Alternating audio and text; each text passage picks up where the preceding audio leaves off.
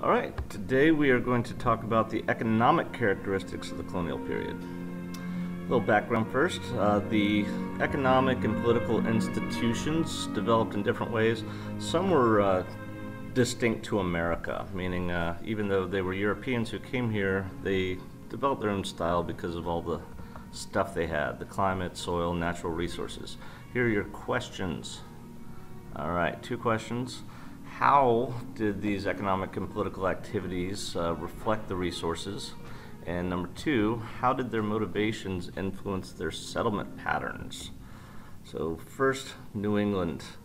So New England was the Puritans, as you remember. They developed an economy based on shipbuilding, fishing, lumbering, small-scale subsistence farming, which means tiny farms that you can barely feed yourself, and manufacturing eventually. The Puritans believed in hard work and thrift, so they did really well. Now the middle colonies were trade colonies. They, like the North, they had shipbuilding.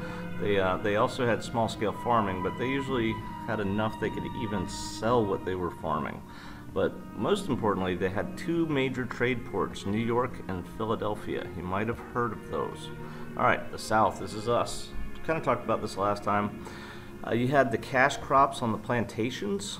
Cash crops is crops grown just to make money, like tobacco and indigo and rice. And then inland you had the poor people, and they lived in the shacks, and they were subsistence farmers again, which meant they barely had enough to live off of, and they hunted and they traded. And that's how they survived. What all of the colonies had in common, though, all of them, and this is very American, believed in private ownership and free enterprise.